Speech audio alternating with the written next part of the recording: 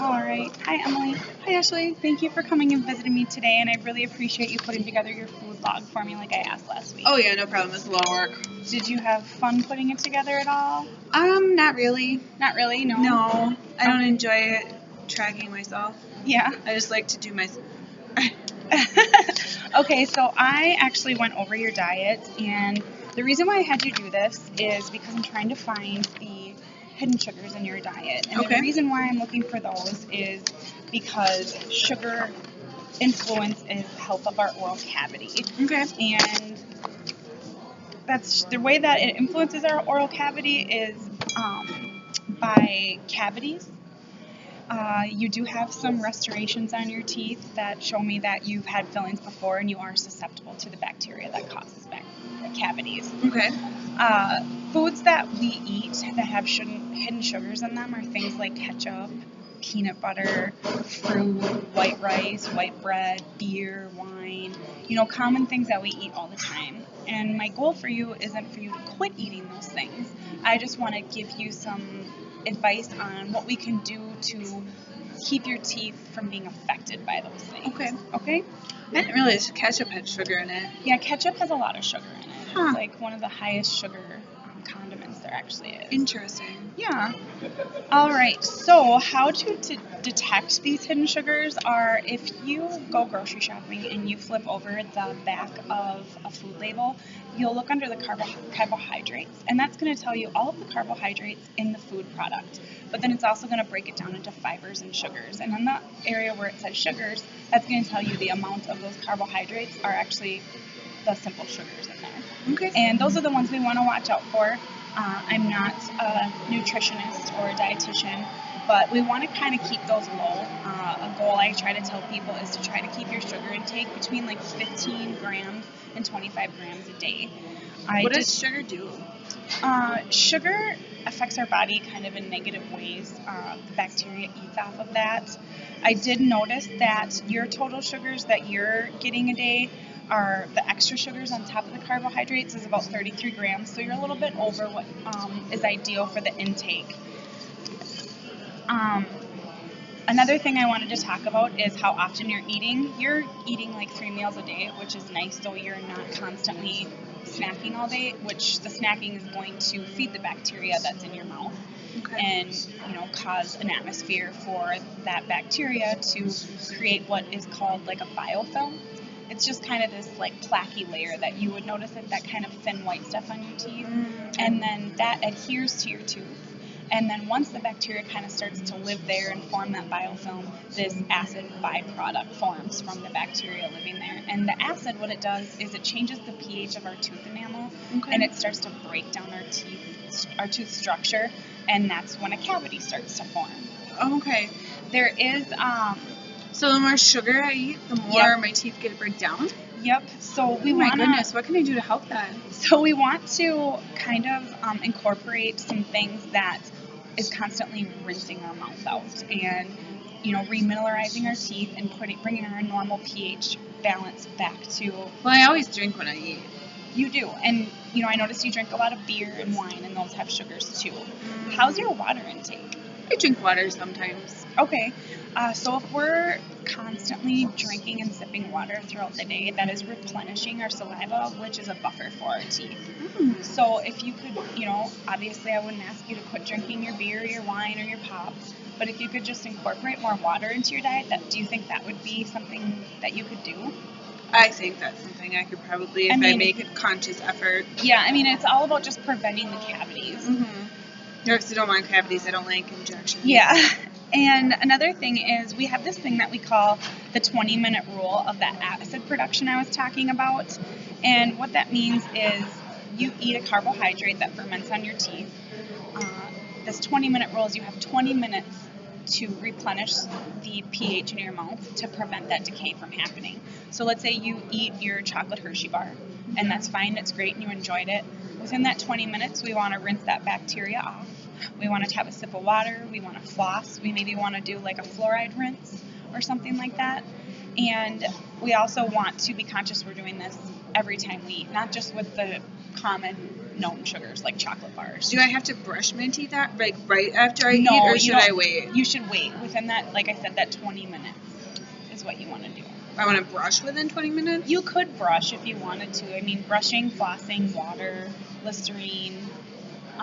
We try to just do brushing twice a day, but if you want to go all out and brush your teeth that many times a day, I'm not going to stop you from doing it, but I would prefer if you did something else as simple as just like a sip of water, or maybe incorporating sugar-free gum into your daily routine. Okay.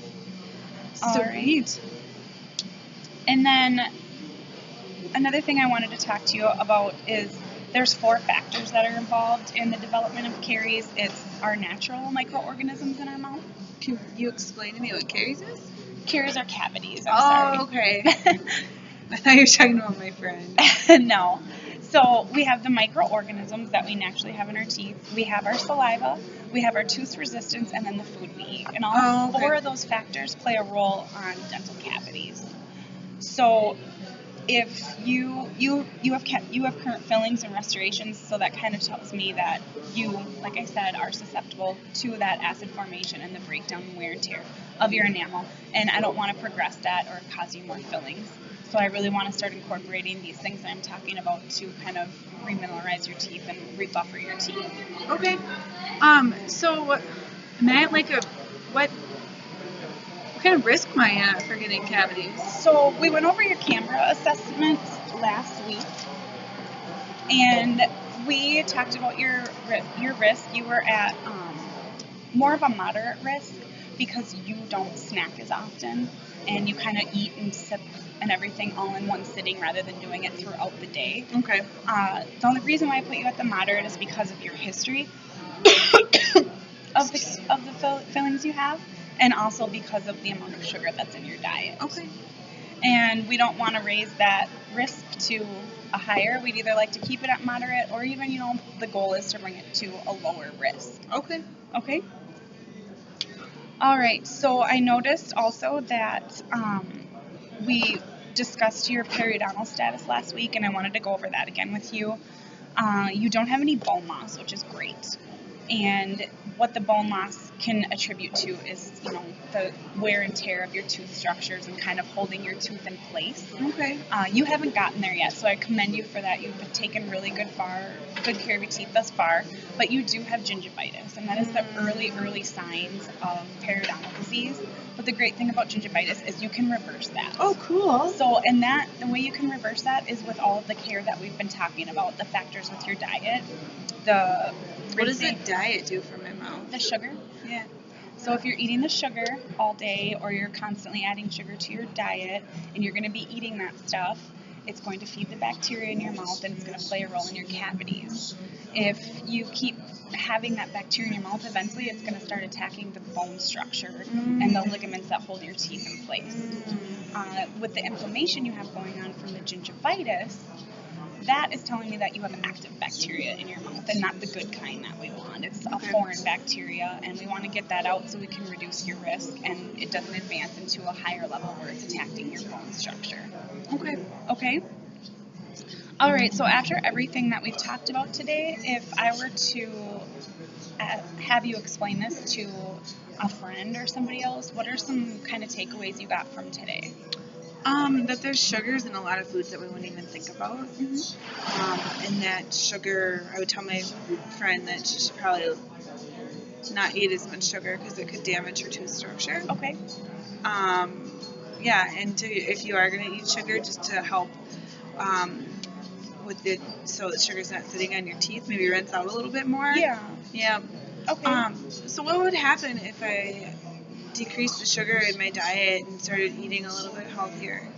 So those things are going to affect just your overall health.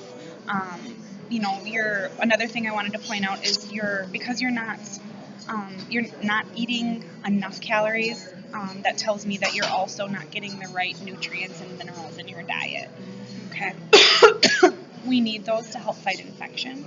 Okay. Which I guess I have. Yeah, you do with the gingivitis. And so one thing I wanted to suggest to you, aside from the sugar-free gum and incorporating more water, would be, have you ever thought about taking a multivitamin that has more nutrients to add to your daily routine to help fight off infections and kind of help your whole body. I suppose as long as it's not highly expensive, because I don't have a lot of money right now. Yeah, so they sell women's vitamins at like Walgreens. You can talk to the pharmacist there, and they come in a wide variety of price ranges. Okay. You definitely want to start with a lower price and see how your body reacts to the vitamin. Take it with a full glass of water and a meal. Okay. I would definitely recommend incorporating that into your diet as well. Okay. So I'm going to make a little list for you and write down kind of the things that we talked about today, and I'm going to also send you home with some toothpaste that has fluoride in it, because we need to remineralize your teeth with fluoride exposure. I'm also going to send you home with floss picks so you can floss on the go whenever you need to. Oh, okay. And I'm also going to send you with some little pages on where to go for the vitamins and things like that. Okay, great. Okay. Thank you very much. Yeah, thanks for coming.